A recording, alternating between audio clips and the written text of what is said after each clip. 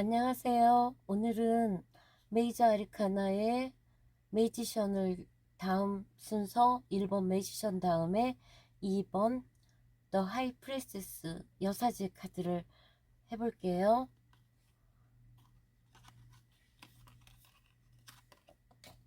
바보가 맨 처음에 남성인 매지션을 만난 후에 그 다음에 엄마 아빠를 만난 후에 황제와 그 다음에 첫 번째 스승, 두 번째 스승, 이 과정이에요.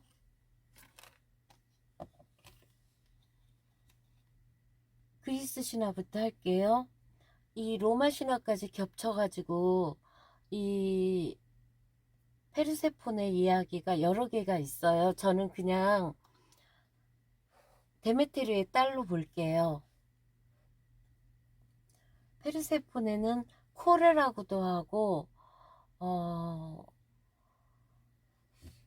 그러면 제우스와 제우스와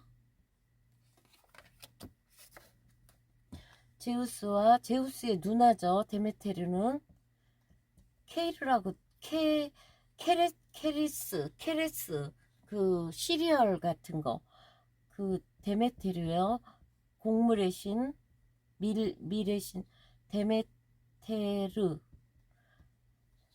강제로 여기에서 페르세포네를 낳아요.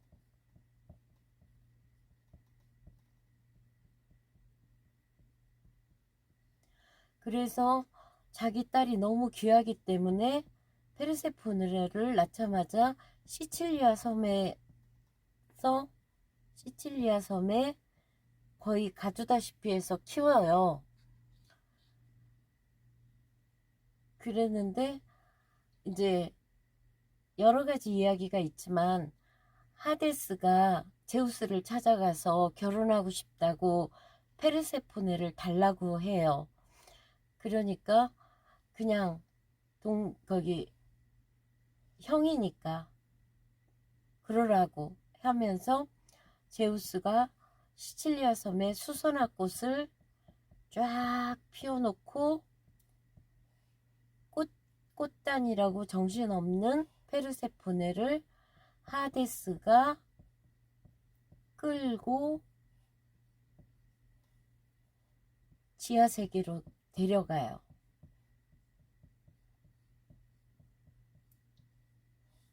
처음에는 울고불고 그랬죠. 그런데 엄마 데메테르 역시 난리를 쳐가지고 기근이 들고 그러다 보니까 신들에게 제물도 안 바치고 이러니까 제우스가 이제 하데스하고 합의를 하죠. 1년에 4달은 지하에 데리고 있고 위에는 엄마한테 있게 하라. 그래가지고 헤르메스를 보내서 데려와요. 데메테르는 너무 분했던 거예요. 형제인 제우스와 하데스가 짜고 자기 딸을 그렇게 지하로 띄워놨다는 거에 너무 분했던 거예요. 그래서 페르세포네를 보자마자 아무것도 안 먹었지. 그러니까 왜 페르세포네는 죽어서 간 게 아니라 산채로 납치해서 갔기 때문에 그랬더니 석류를 3알인가 4알을 먹었다고 그래요. 그래가지고 그것 때문에 이제 어떤 데서는 이 밀의 신이기 때문에 밀이 여름 전에는 다 추수한대요. 그래서 예전에는 여름 동안에 내려가 있는 걸로 지하로 간 걸로 하는데 요즘에는 이제 바뀌어가지고 겨울 동안에 지하에 있는 걸로 그렇게 얘기를 하고 있대요. 그래서 이제 그 과정에 데메테르가 막 자기 딸 찾으려고 돌아다니고 그래서 헬리오스, 태양의 신이죠. 로마식으로 헬리오스가 거기 하데스가 데려갔다고 얘기를 해주죠. 그래서 결국에는 와요. 그래서 여름 동안에는 1년에 4개월은 지하에 있고 나머지는 위에 있고, 그래서 페르세포네는 씨앗의 여신이에요. 씨앗의 여신이고 봄의 여신이고 지하의 명계의 여신이에요. 하데스 부인이죠. 그래서 여기서도 석류를 들고 있고 한쪽에는 수선화꽃을 들고 있고 이 밀밭 정원 들판을 등에 지고 지하로 내려가고 있죠. 지하 세계로. 이 지하로 갈 수 있는 거는 유일한 헤르메스 뿐이었어요. 오르페우스 한번 내려갔다 오고, 영웅 누구였지? 페세우스인가? 누가 한번 내려갔죠? 지하 세계는 히론이 뱃사공이 하는 스틱스강, 이 강을 건너려면은 은호 한 입을 줘야 돼요. 여기에는 머리가 셋 달린 케르케이온이란 무시무시한 개가 지키고 있어요. 그러면서 여기서도 에피소드가 있는데, 하데스가 바람을 피워서 님프하고 그 님프를 완전히 죽였대요. 그래가지고 허브인 민트가 되었고, 또 어떤 왕이 자기 딸이 제일 이쁘다고 그래가지고 아프로디테가 아버지를 사랑하게 만들죠. 그래가지고 임신을 해요. 그걸 나중에는 아버지가 알아가지고 무섭게 쫓아오니까 그 아프로디테가 몰약나무로 만든 후에 뱃속의 아기를 꺼내요. 그래서 여기서 꺼낸 게 아도니스예요. 그래서 이 아도니스를 아프로디테가 지하에 있는 페르세포네한테 이제 데려가서 보지 말라고 했는데 궁금해서 봤는데 너무 귀여운 아기니까 페르세포네가 키워요. 근데 커서 너무너무 잘생긴 거예요. 그래서 여기서 페르세포네와 아르테미스 아프로디테가 질투로 싸우죠. 결국에는 반년 이렇게 6개월 막 이런 식으로 절충을 하다가 나중에는 그때 아프로디테의 애인이 아레스였죠. 전쟁의 신. 페르세포네가 일렀죠. 그래가지고 질투로 멧돼지로 변해서 아도니스를 죽이죠. 이런 것처럼 페르세포네와 이런 에피소드도 많이 있어요. 그러면 여기서 좀 유명한 얘기는 데메테르 신두름,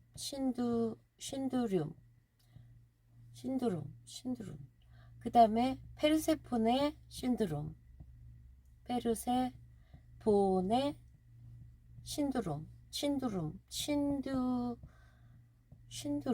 신두름인가 갑자기 모르겠네. 데메테르는 엄마로서 내가 너한테 이렇게 헌신하고 희생해서 키웠는데 그걸로 조종하고 자신이 통제하려고 그러고 집착하는 거죠. 그거를 데메테르 신드롬이라고 하고요. 딸한테 집착하는 거를. 그러면은 딸이 죄책감을 느끼죠. 엄마가 나를 이렇게 희생했는데 막 불안하고 엄마 없으면 안 될 것 같고 막 이렇게 하게 만드는 거. 일종의 가스라이팅처럼. 그게 데메테르 신드롬이고요. 페르세포네 신드롬은 엄마의 과보, 일단 사람은 최소한의 거리감이 있어요. 심리적이던 거리감을 두고 살아야 되는데, 개인의 독립이 중요한데 계속 엄마의 소유물처럼 있을 수는 없잖아요. 그러니까 그 석류를 먹으면 지하에 있어야 된다는 걸 알고 있으면서도 엄마한테 벗어나기 위해서 먹은 거, 일종의 반항이죠. 그래서 페르세폰의 신두름이란 얘기가 있어요. 그러면 여기에서 이제 이걸로 넘어가다 보면, 여기서 그 대신 페르세폰은 이 지하 세계에서 일어나는 이야기를 절대 지상에서 얘기하면 안 된다는 그 약속을 한 거예요. 신들하고 제우스와 하데스랑. 그렇기 때문에 이 여사제는 비밀의 수호신이에요. 비밀을 간직하고, 뭔가 죽은 자의 세계의 비밀, 자기가 알고 있는 비밀을 절대 얘기 안 하기 때문에 여기에 키워드는 비밀도 들어있어요. 그러면 여기서 이 그리스 신화 얘기는 그만할게요.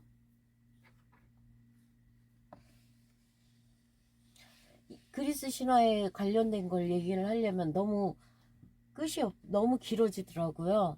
복잡하고. 그러면 요거는 지금 여사제 하이프레시스인데, 보면은 이 검은 기둥과 흰 기둥 뒤에 이 석류의 장막, 그냥 커튼 같은 거예요. 그 뒤는 물이에요.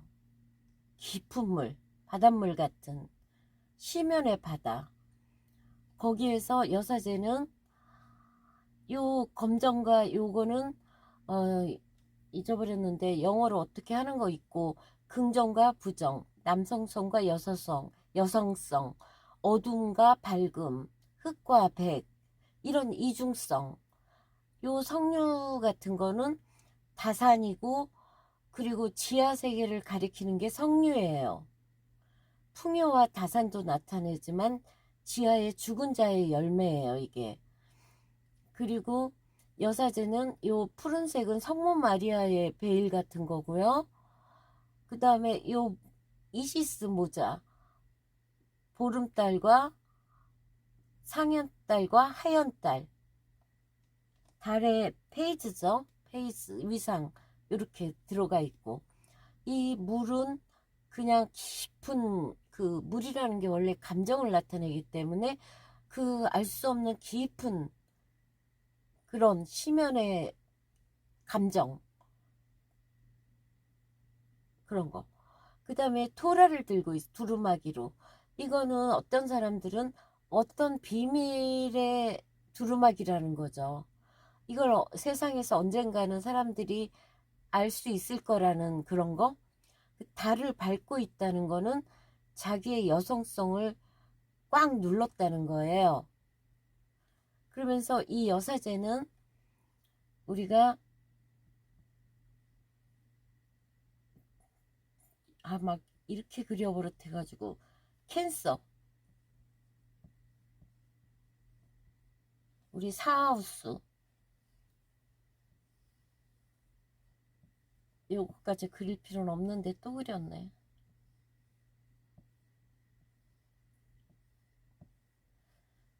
1, 2, 3, 요 사하우스를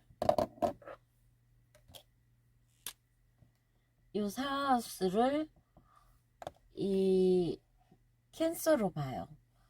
양자리, 황소자리, 점원아이, 그 다음에 사자자리, 처녀자리, 그 다음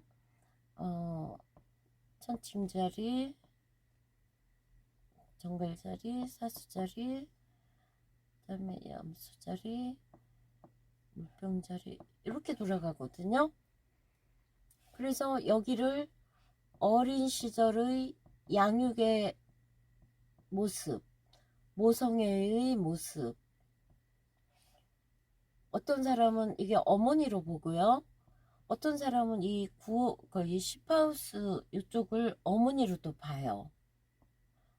어떤 사람은 여기를 아버지로도 보고 좀 다르더라고요. 그래서 저도 이게 항상 헷갈리는데 아버지가 굉장히 잘 나가. 아버지를 주로 태양으로 보거든요. 여기 딱 있어. 그럼 이건 아버지로 봐야 돼요. 달이 여기서 쫙 있어. 어머니가 직장 생활하고 잘 나가. 이렇게 보는 게 편하더라고요.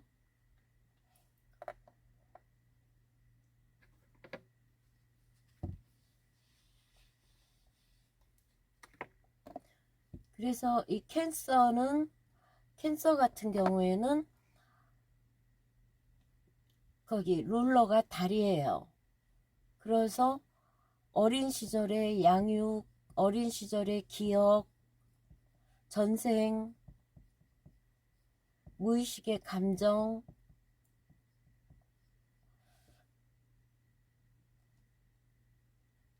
우리가 달이라는 게 이렇게 왁싱 크레센트 문, 그 다음에 반다고 퍼스트 쿼터 문, 풀 문, 그 다음에 다시 쿼터 문, 두 번째 쿼터 문, 그 다음에 그러니까 워닝 크레센트, 기울어지는 달, 하얀 달,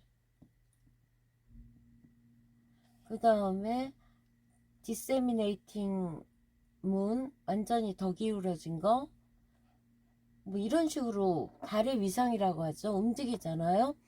그런 것처럼 달은 지구를 굉장히 빨리 돌아요. 30일이죠.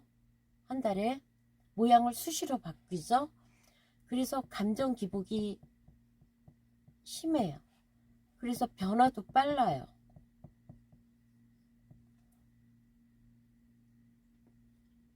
달을 예전에는 누나라고 하죠. 우리가 이태리 노래랑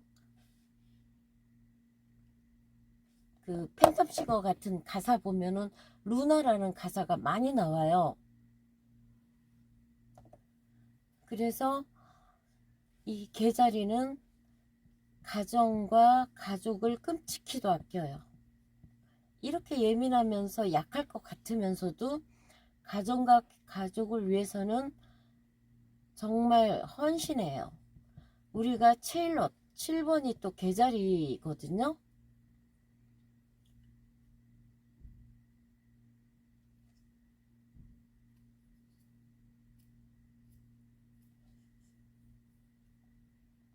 그래서 이 개자리들이 안정되어 있을 때는, 이 하우스에 안정적으로 들어왔을 때는 뭐 치는 거 없이, 그럴 때는 심리적으로 부드럽고 포용력도 있고 다정다감해요.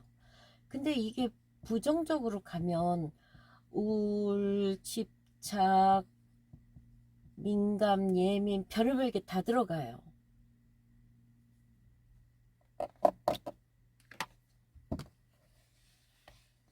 달 얘기도 하면은 너무나 끝이 없기 때문에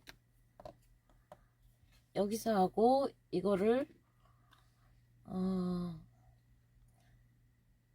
그래서 이 여사제는 어떤 걸 뜻하느냐면 이거예요.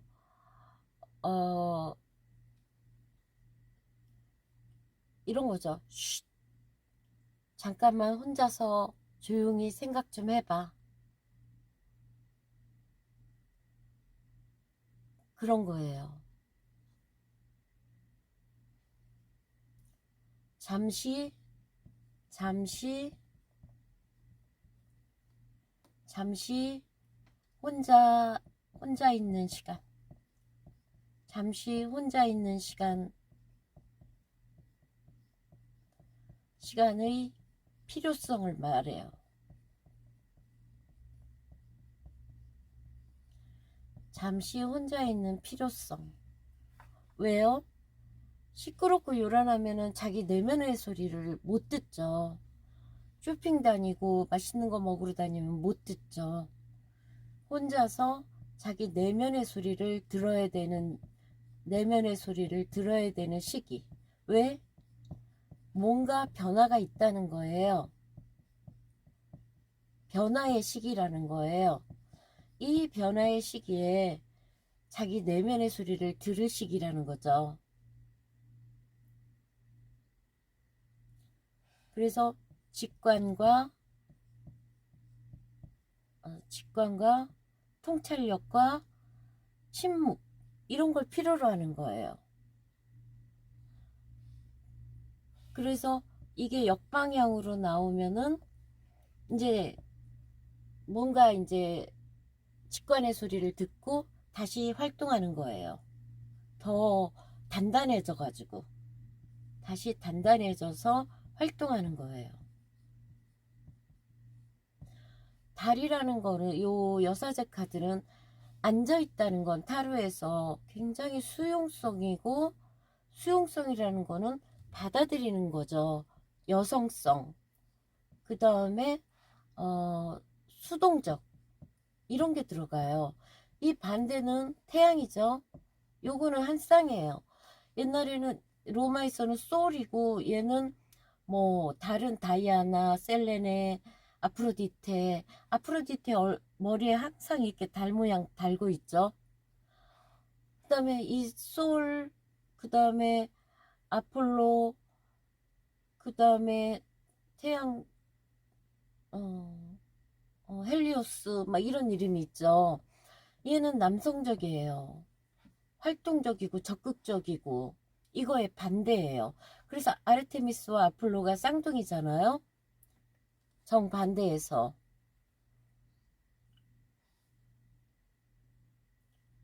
그래서 너무나 이 물고기 자리가 예민할 때는 이 반대 사인이, 아까 지웠네, 염소 자리예요.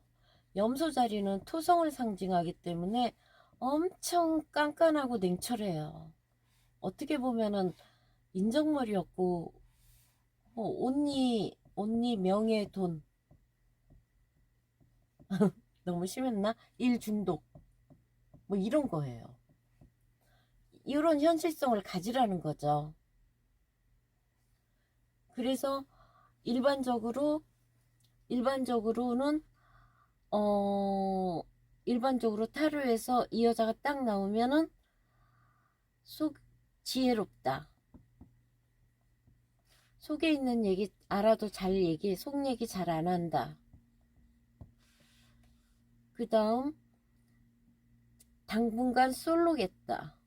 당분간 솔로겠다. 성적이거나 뭐 매력이 좀 떨어진다.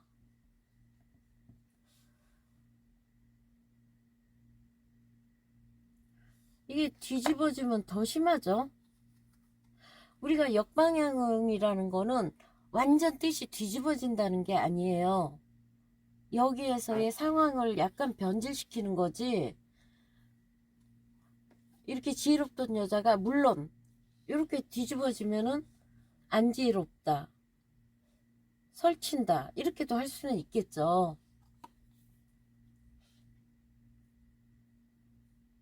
그래서 이 달 카드가 나왔다는 거는 뭔가 변화가 심한 시기에 와 있기 때문에 막 뭔가를 빨리 선택하고 행동으로 옮기지 말고 잠시 산책도 하고 타로도 보고 조용히 있으면서 자기 내면의 소리를, 결론을 내야 된다는 거죠. 그래서 이 캔서 계자리는 항상 감정의 조절, 이 사람도 감정의 컨트롤이 중요해요. 우울하지 않게.